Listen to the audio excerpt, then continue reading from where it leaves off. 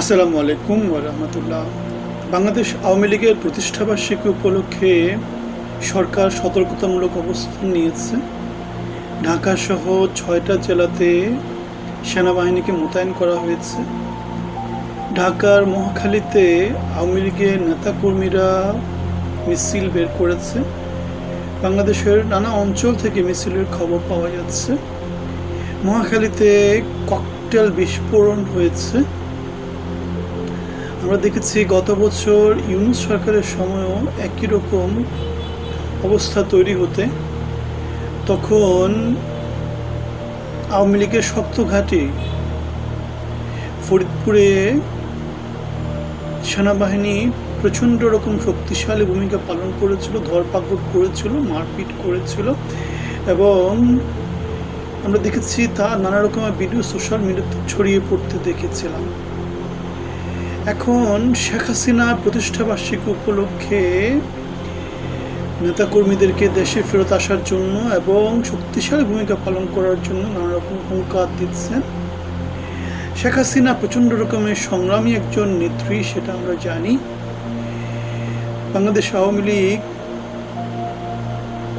এর আগেও অনেকবার নানা রকমের ভয়ঙ্কর অবস্থা থেকে উঠে এসেছে। ৭৫-এর পট পরিবর্তনের পরে তারা উঠে এসেছে, সরকার গঠন করেছে, ১৭ বছর একটানা দেশ শাসন করেছে।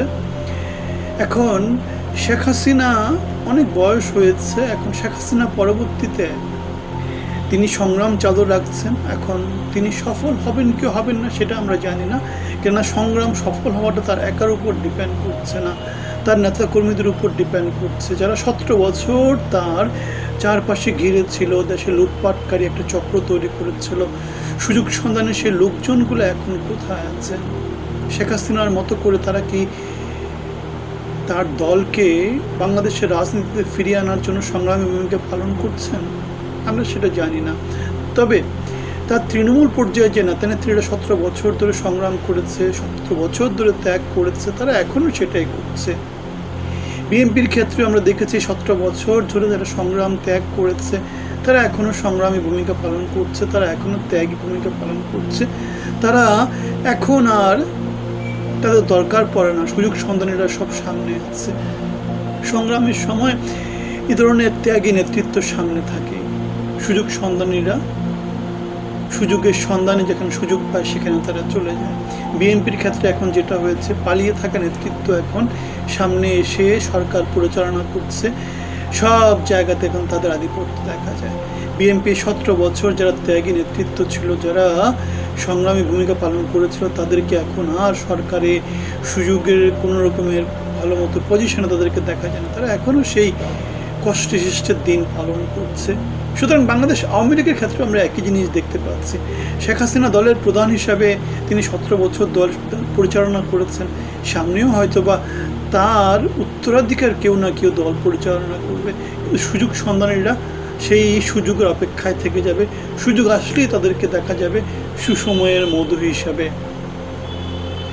এখন বাংলাদেশ আওয়ামী লীগের ১৯৫০ থেকে যদি আমরা দেখি, বাংলাদেশ আওয়ামী লীগের মাওলানা আব্দুল হামিদ খান ভাসানী ছিলেন দলের প্রধান, তারপরে ছিলেন হোসেন শহীদ তরওয়ার্দী, তারপরে এসেছিলেন মাওলানা আব্দুর রশিদ তর্কবাগীশ, এরপরে ছিলেন বঙ্গবন্ধু শেখ মুজিবুর রহমান, তারপরে বঙ্গবন্ধু শেখ মুজিবুর রহমানের মৃত্যুর পরে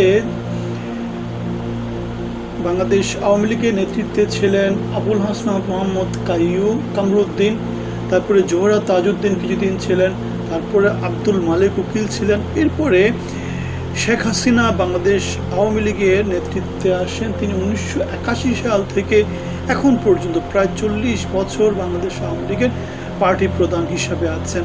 তার পরবর্তীতে তার দলের নেতৃত্বে কে দিবেন?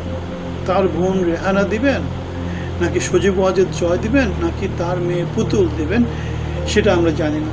তবে বাংলাদেশ আওয়ামী লীগের গত ৪০ বছরের যে নেতৃত্ব শেখ হাসিনার মধ্য দিয়ে পরিচালিত হয়েছে, সেটা অবশ্যই একটা শক্তিশালী নেতৃত্ব, এবং সেটার মধ্যে গণতন্ত্র ছিল না, সেটা বলা যায়। নির্বাচন নাই কোনো রকমের। তিনি বারবার দলের প্রধান থেকে নেমে যেতে চেয়েছিলেন, কিন্তু আবার নিজে আবার সে দলের প্রধান হিসেবে দায়িত্ব পালন করেছেন। এখন তার নেতৃত্বে বাংলাদেশ আওয়ামী লীগ বেশ সফলতা পেয়েছে, ব্যর্থতাও পেয়েছে। এখন ব্যর্থতার পরবর্তী সফলতা তাদের ভাগ্যে আছে কি না সেটা আমরা জানি না। কেন বাংলাদেশ আওয়ামী লীগের পার্টি প্রধান জননেত্রী শেখ হাসিনার বয়স এখন কিন্তু অনেক হয়েছে। এই অবস্থায় মানুষের স্বাভাবিক নিয়মে জন্ম হলেই মৃত্যু চলে আসে। সুতরাং শেখ হাসিনা তার যে নেতৃত্ব সেটা সফলতা দিয়ে শেষ করতে পারেন নাকি বিফলতা দিয়ে শেষ করতে পারেন সেটা এখন দেখার বিষয়। বাংলাদেশের বর্তমানে যারা সরকারে আছেন তাদের ব্যর্থতার সাথে শেখ হাসিনার সফলতা ডিপেন্ড করছে। এখন বর্তমানে যারা আছেন তারা যদি গণতান্ত্রিক প্রক্রিয়ায় ফলো না করেন, তারা যদি ফ্যাসিজমের মধ্য দিয়ে সেই পুরনো নিয়ম নীতির মধ্য দিয়ে যান, তাহলে বাংলাদেশ আওয়ামী লীগকে দেশের রাজনীতিতে ফেরত আসতে হলে সংগ্রামী ভূমিকা পালন করতে হবে। এখন সেই সংগ্রামী ভূমিকা শেখ হাসিনা একা তো করতে পারবে না, তার দলের নেতা নেত্রীদেরকে করতে হবে। এখন তারা কোথায়? তারা তো নেতৃত্ব শূন্য। তৃণমূল পর্যায়ে যারা আছে নেতৃত্ব শূন্য, জেলা পর্যায়ে, উপজেলা পর্যায়ে, ইউনিয়ন পর্যায়ে কোথাও কোনো নেতৃত্ব নাই। সুযোগ সন্ধানে যারা ছিল তারা সবাই রং পাল্টে ফেলেছে। সুতরাং এই অবস্থায় বাংলাদেশ আওয়ামী লীগের পক্ষে রাজনীতিতে ফেরত আসাটা প্রচণ্ড রকমের কষ্টকর হবে। এখন দলীয় নেতৃত্বে তিনি যদি শৃঙ্খলা ফিরিয়ে নিয়ে আসতে না পারেন, তার কমান্ডে যদি তিনি কেন্দ্রীয় নেতৃত্ব, বিভাগীয় নেতৃত্ব, জেলা নেতৃত্ব, ইউনিয়ন নেতৃত্ব, উপজেলা নেতৃত্ব সেগুলোকে যদি তিনি কমিটি দিতে না পারেন, তাহলে আওয়ামী লীগের শেখ হাসিনার যে হুঙ্কার, সেই হুঙ্কারগুলো আসলে খুব একটা কাজে আসবে না। আওয়ামী লীগকে যদি ফেরত আসতে হয়, সংগঠনকে প্রচণ্ড শক্তিশালী করতে হবে, নয়তো বর্তমান যেই বাংলাদেশের সরকার আছে, বিএনপি সরকার, তাদেরকে প্রচণ্ড রকমভাবে ব্যর্থ হতে হবে এবং জনগণের মধ্যে প্রচণ্ড রকমের অসন্তোষ তৈরি হতে হবে। এই কয়েকটা বিকল্প ছাড়া বাংলাদেশ আওয়ামী লীগের পক্ষে বাংলাদেশের রাজনীতিতে এই মুহূর্তে ফেরত আসাটা, সুযোগ সন্ধানীদের দিয়ে যে চক্রটা তৈরি হয়েছিল, লুটপাটকারীদের দিয়ে যে চক্রটা তৈরি হয়েছিল, তাদের সংখ্যা কত হবে? 500, 1000? বাংলাদেশ আওয়ামী লীগের যেই কয়েক কোটি সমর্থক আছে তারা তো সেই ত্যাগী, তারা তো সেই সংগ্রামী আছে, কিন্তু তাদেরকে একত্রিত করবেটাকে, সেই নেতৃত্ব তো নাই। জয় বা পুতুল জনাব তারেক রহমানের মতো করে 17 বছরের সংগ্রামী ভূমিকাকে তারা পালন করতে পারবে? তারা কি জেলা পর্যায়ে, বিভাগীয় পর্যায়ে, উপজেলা পর্যায়ে, ইউনিয়ন পর্যায়ে কর্মীদেরকে একত্রিত করতে পারবে? যদি সেটা করতে না পারে, তাহলে বাংলাদেশ আওয়ামী লীগের বাংলাদেশের রাজনীতিতে ফেরত আসাটাও কষ্টকর হবে।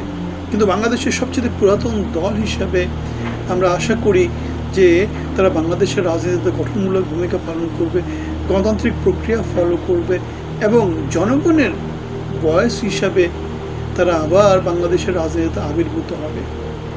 জনগণের অধিকার নিয়ে কথা বলবে, মানবাধিকার নিয়ে কথা বলবে, গণতন্ত্র নিয়ে কথা বলবে।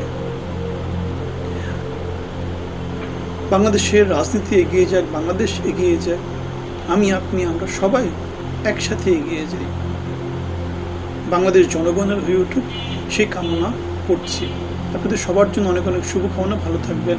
আসসালামু আলাইকুম ওয়া রাহমাতুল্লাহি ওয়া বারাকাতুহু।